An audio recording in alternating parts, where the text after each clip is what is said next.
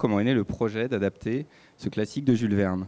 C'était un parcours un petit peu compliqué. En fait, ça a commencé comme ça. J'avais un projet d'adaptation littéraire avec mon scénariste avec qui j'avais travaillé sur ma première série jeunesse, et qui était un Frankenstein à l'époque, et une adaptation assez libre. Et en fait, en proposant ce projet, on s'est rendu compte que la collection était en train de se créer, la collection d'Ex Libris chez Delcourt était en train de se créer, et que effectivement ce récit était déjà adapté par d'autres auteurs. Donc ça a un peu clos le projet. Et puis moi, j'avais envie aussi de travailler un peu tout seul en termes de mise en scène et choses comme ça. Donc je trouvais que c'était l'occasion de faire une adaptation pour pouvoir m'atteler au travail de découpage, de dialogue, de mise en scène. Donc, et comme Jean-David, qui s'occupait de la collection, avait envie de travailler avec moi, il m'a demandé de trouver un roman à adapter. Alors pourquoi les enfants du Captain Grant? Parce que c'est pas forcément le roman de Jules Verne le plus connu, justement. C'est pas le plus connu, notamment moi je le connaissais pas non plus, je l'ai découvert à ce moment-là. En fait, je me suis intéressé à Jules Verne pour deux raisons. D'abord parce qu'il a des récits assez simples qui appartiennent un petit peu au monde de l'enfance, et moi je venais de l'illustration enfant, donc j'avais envie d'avoir quelque chose d'assez léger en termes de récits. Et puis aussi parce que j'avais envie de m'ancrer dans l'univers 19e, les bateaux, les vieilles archis, et puis tous les paysages différents en tant que dessinateur pour m'éclater graphiquement. Et donc je me suis intéressé à Jules Verne, et puis de la même manière que pour le Frankenstein, il y avait déjà d'autres titres que j'avais envie de travailler, qui étaient déjà en cours d'adaptation. Et en fait, quand j'ai découvert ce bouquin, je l'ai trouvé parfait pour ce que j'avais envie de faire. Il y avait exactement les visuels qui m'intéressaient en tant que dessinateur, et puis le récit est assez intéressant parce qu'il y a 3 parties avec 3 récits vraiment différents, et puis chaque partie a une conclusion qui ça permet de faire des histoires et des tomes qui se tiennent bien. Donc ça va être une trilogie. À chaque fois, tu vas changer l'atmosphère, ou tu suis le dessin que tu as mis en place pour l'instant? Non, ça va rester le même dessin, même si j'aimerais aller un peu plus vite. Ça va être la même technique, mais c'est vrai que les univers sont différents à chaque fois. Là, le prochain tome va se passer en Australie, donc les paysages vont être différents. Il y aura un peu plus de personnages, un peu plus de rapports humains, donc graphiquement, ça va changer aussi. Puis j'essaie d'avancer.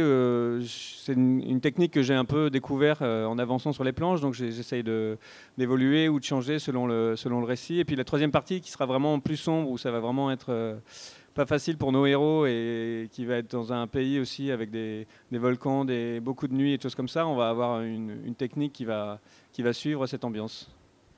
Alors justement, là, on vient d'aborder le sujet du dessin. Donc les enfants du Captain Grant, un dessin technique absolument titanesque. Enfin, c'est vraiment un challenge, j'ai l'impression, humain.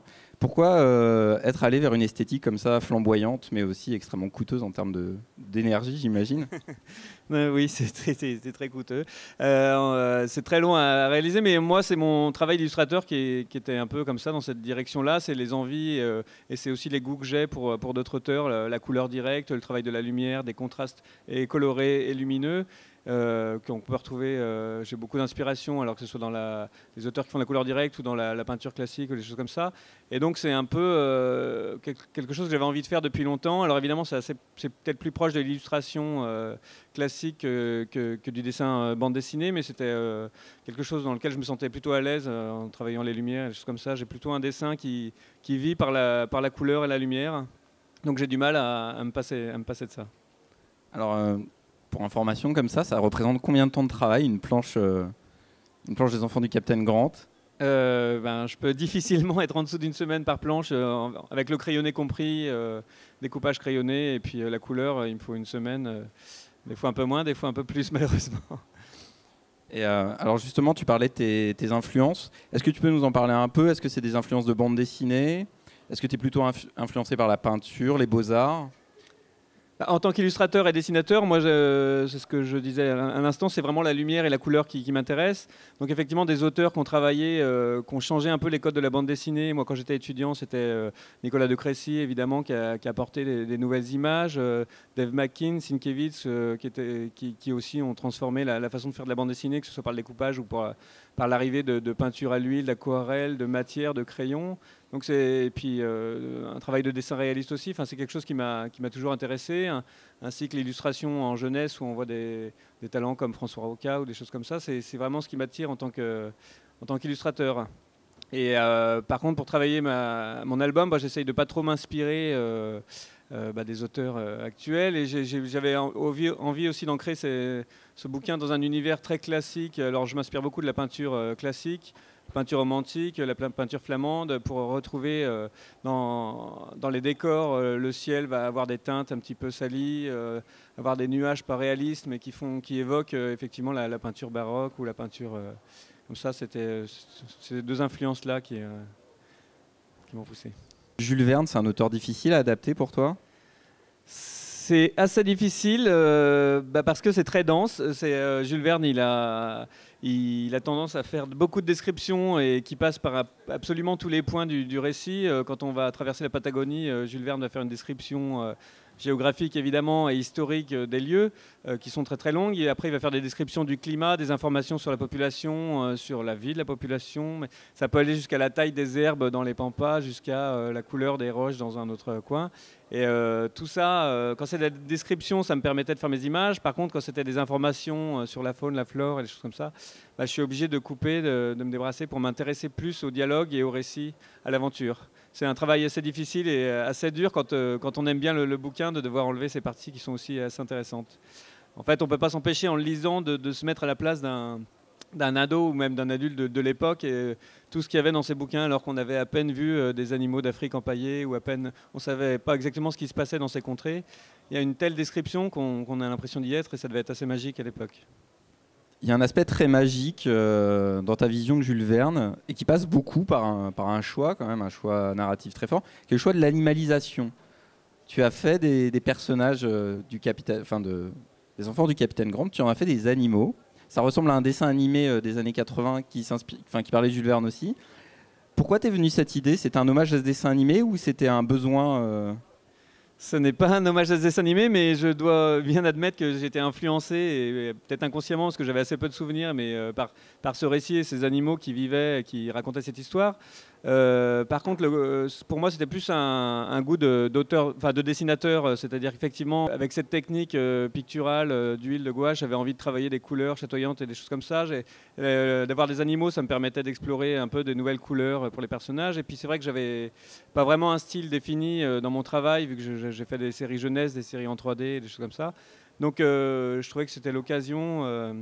Ça marchait bien avec ce récit en plus, parce qu'effectivement, Jules Verne, il y a quelque chose d'assez léger, d'assez simple, d'assez déconnecté de la réalité, même si c'est très très précis, au moins dans le ton, donc je trouvais que ça collait bien. Et en plus, j'avais découvert ce plaisir en travaillant sur des fables de La Fontaine, sur des collectifs de chez mon éditeur Delcourt. Et effectivement, j'avais vraiment trouvé un réel plaisir à travailler avec des personnages animaliers. Alors, une des autres caractéristiques de ton album, qui en fait un album un peu particulier par rapport à l'époque, c'est qu'il a beaucoup de textes. C'est vrai qu'on est plutôt dans une époque où le texte se raréfie. Toi, tu as choisi de laisser des blocs assez importants de texte. Est-ce que c'est un choix volontaire ou c'est l'impossibilité de retrancher dans le texte de Verne? En fait, pour moi, il y avait deux choses. La première chose, c'est qu'effectivement, c'est cruel d'enlever des éléments du récit. Et chaque petite anecdote ou chaque partie de l'histoire me paraît intéressante et me dit c'est dommage de ne pas raconter ça ou de ne pas montrer ça. Et puis l'autre chose, c'est qu'aussi, en tant que lecteur, moi, j'aime qu'un album soit dense, qu'on ait le temps de s'accrocher à une histoire, de donner des informations et de faire travailler les rapports entre les personnages. Une référence pour moi, c'est par exemple La Quête de l'Oiseau du Temps ou des séries comme ça que je lisais ado. Et quand je regarde le nombre de cases, le nombre de textes, c'était aussi quelque chose d'assez dense. Il y avait une richesse de choses racontées et une richesse de choses dessinées qui marchaient bien ensemble, comme on avait aussi dans Bourgeon ou d'autres auteurs comme ça qui ont marqué un peu ma découverte de la BD ado. Donc c'est vrai que c'était un peu ma référence en termes de densité. Par contre, en tant qu'illustrateur, c'était assez cruel d'avoir tous ces textes et toutes ces bulles à poser dans mes images. Alors, au final, cet album, maintenant là, tu es sur le deuxième, oui. Est-ce que tu es assez satisfait de la vision de Jules Verne que tu as pu produire, qui est une vision très onirique? Je suis partagé entre à chaque fois plusieurs choses et j'essaye de faire un mix entre les deux pour l'onérisme des images ou la déformation des fois, j'ai envie d'aller plus loin, de déformer, d'avoir des archives délirantes, d'avoir quelque chose de plus onirique. Puis des fois, je me dis, mais j'ai des superbes descriptions, il faut que j'ancre le récit dans l'époque. Donc je suis vraiment entre les deux. Donc c'est à chaque fois une réflexion. Je suis toujours pas, comme pour le texte, je suis toujours pas certain de ce que je fais pour le deuxième tome, mais j'essaye d'avancer toujours entre deux choses.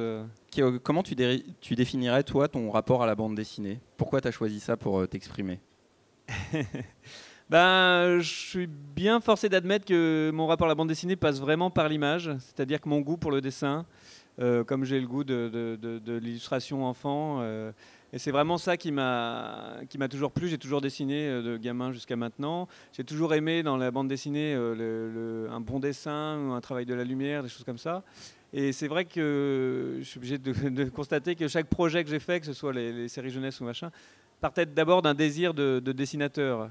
Et à force de travailler, je me rends compte que ce qui va être intéressant, c'est de raconter. Ce qui m'a intéressé dans ce projet, c'est aussi la narration, le découpage, la mise en scène. C'est la première fois que tu mets en scène tout seul, là. Oui, Grabouillon, j'avais déjà fait tout seul, mais c'était vraiment très simple. On avait un univers vraiment calé sur les strips tout basiques. Donc là, oui, c'est la première fois que je touche à ce genre de découpage et de mise en scène. Et alors, la découverte, ça t'évoque quoi? Eh ben, c'est une des parties du boulot qui m'intéresse le plus maintenant, avec la mise en lumière évidemment. Et par contre, effectivement, j'avais pas trop de recul sur ce travail-là que je faisais. Donc c'est pour ça que je suis content de rencontrer des gens en dédicace ou des collégiens sur le salon ou des choses pour savoir que au moins c'est lu, ça passe bien, que les gens rentrent dans l'histoire, parce que c'était assez évident d'être justement sans recul par rapport à ce travail-là, de ne pas avoir d'expérience. Merci beaucoup, Alexis.